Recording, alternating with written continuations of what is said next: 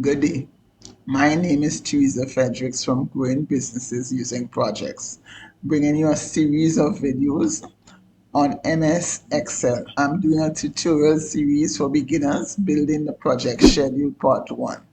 Here we're going to be inputting project information, entering tasks using the WBS and Process Groups, determining the predecessors and getting start and end dates of tasks using only the start date of the project as is done with MS Project.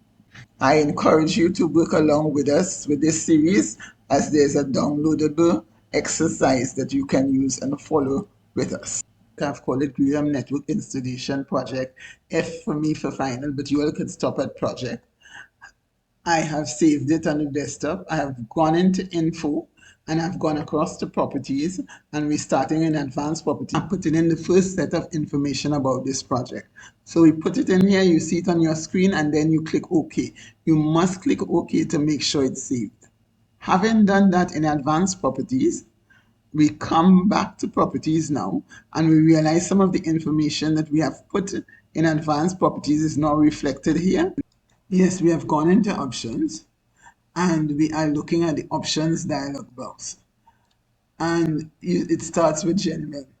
I've gone ahead and done some work that, and coming down to the end, you should say show the start screen when the application starts. You can put your name. Then you go to save.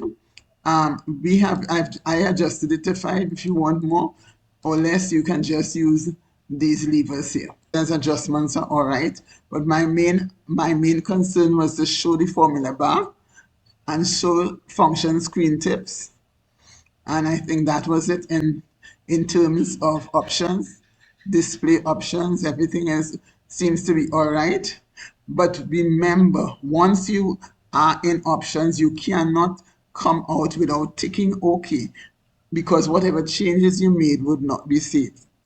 So having clicked OK, you may be concerned about where is all the other information going. Where we got a data sheet. You can open a sheet as I did. At the top, I have Graham Network Installation Project, the company, Graham Company Limited, the project start date.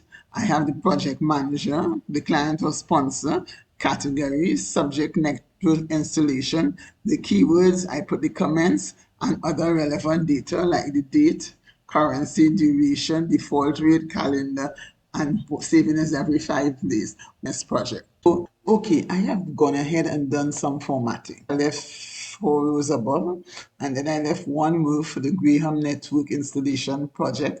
This is to give the summary of the whole project. It starts and finish date. And I went ahead and inserted planning above finalized design, order equipment, hire, wiring contractor, and I put in planning closed because we normally end each of these areas with a milestone. Planning is 1, finalized design 1, order equipment 1, 2, hire wiring contractor 1, 3, and planning close 1, 4. Then above receive equipment, I put execution, and execution is 2, and its numbers are consecutive. What I also did under each one of these process groups, I blocked and I indented.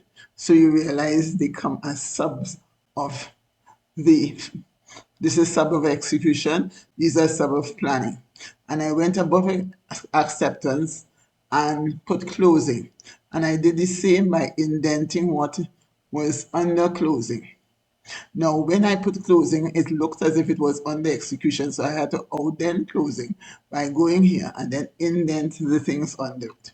I have also put in the duration. Now, what you've seen before you is what you call a predecessor successor table. So, for instance, finalized design has no predecessor, so it would be like A. The first one has no predecessor, so it's at the start because it's here. Then order equipment has a predecessor finalized design. So order equipment is like C because it comes after A. A has to finish before C starts.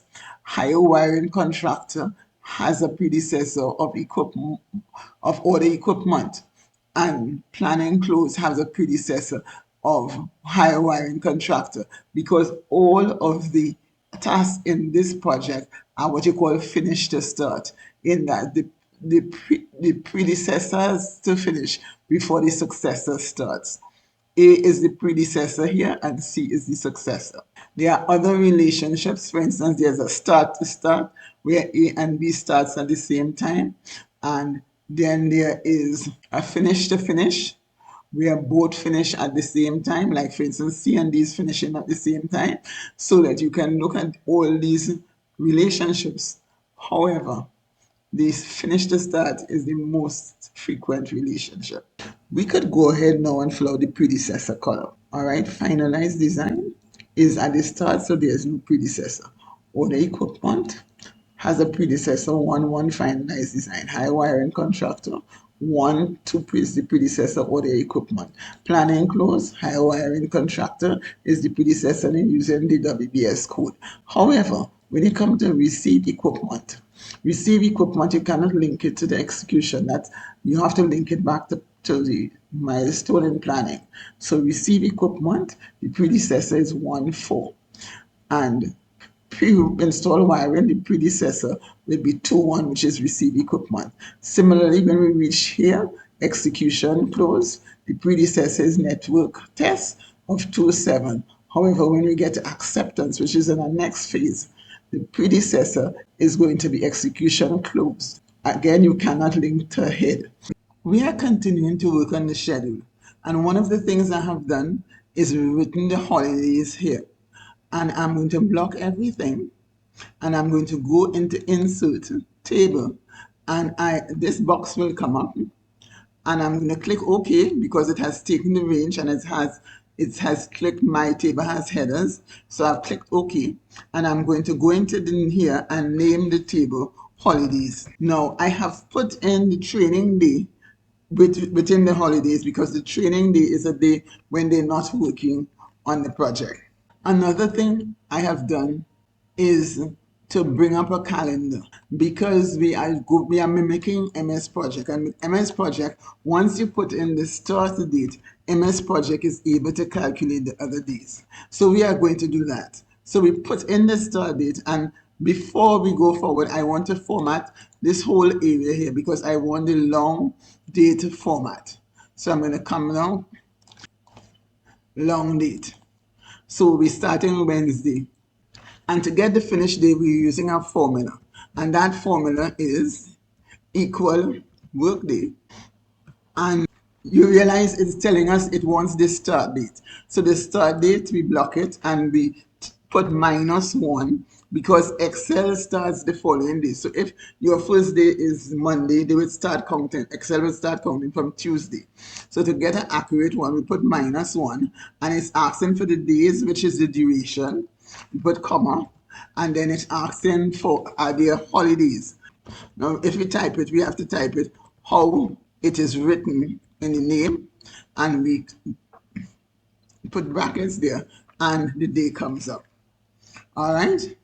Now, let us count 5 days from the 3rd. You have the 3rd is 1, the 4th is 2, Friday is 3, Saturday, Monday is 4, and Tuesday is 5.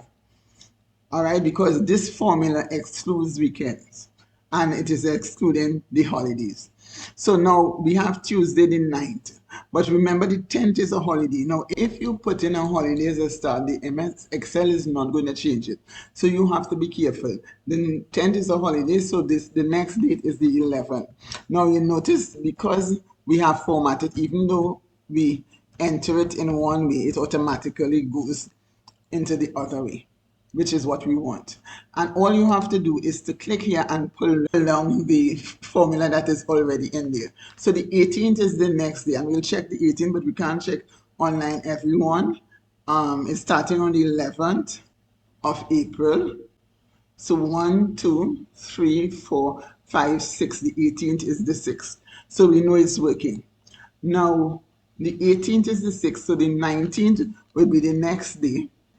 And we will just again pull down that formula, and we would continue to pull that formula down to receive equipment. Now receive equipment, because the last one is the 25th, we can start receive equipment on the 26th But no, we cannot, because the 26th is our training day. So we cannot start on the 26th. So this is why we have to have both the calendar and our holidays at hand so we can know. So we can start on the 27th. And we will pull that formula down here. And you see these two things, you just delete them. No, we couldn't start on the 26th. I'm glad I made this error. You couldn't start on the 27th because the 27th is a Saturday. So we're going to have to start on the 29th. And of course, it's one day. And the next one is the 30th. So we're going to go again. And we are pulling it down again. And we get to the 7th of May. So that 7th of May is a Tuesday. We can start on Wednesday. So we're going to start on May the 8th, 2024. And we're going to pull that formula down again on the Thursday the 16th. So we could start on Friday the 17th here of May. So having started on the 17th, we pulled it down, we reached the 21st. And so that we can start this one on the 22nd. And we pull it down again, so we can start on the 23rd. So we reach May the 23rd. So we can start on May the 24th here. So it is going to be 5th, 24th, and 2024. And when we pull the formula down, we get to the 29th. May the 29th, but remember the 30th is a holiday. So we cannot start on the 30th. The 30th is one of our holidays in the arrival day. So we have to start go back on the 31st. So we go here to May the 31st, 2024. And we pull the formula down.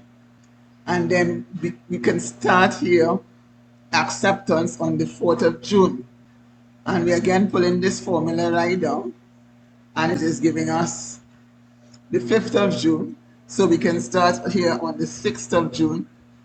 And when we pull the formula down, we get Thursday the 6th of June. Now when we look at MS Project, they will talk about planning and they will say when it starts. Planning starts on the 3rd, finishes on the 25th. Execution starts on the 29th and the 3rd of June. And closing starts on the 4th, finishes on the 6th. I'm going to try to show you how to make this a little more dynamic. Okay, this is the project start date up here, which is the 4th, the 3rd, 2024. And this is the start date when we look at the timeline. So you click on the 3rd of April on the timeline and you put equal, and then you go to the project start date and you enter. So what you have done, you have linked both together. And then you go to the second one, which is the 4th of April, and you put equal, 4th of April, and you put equal. And you go to the 3rd of April and you put +1, so that you have carried that link to the 4th of April. And now what you do after that is you look until you get this little sign cross, and you copy that formula right down to the end. If you change the start date to the, for instance, the 5th, and you click enter, you realize everything has shifted and it's now ending on the 8th of June. So that is a bit dynamic.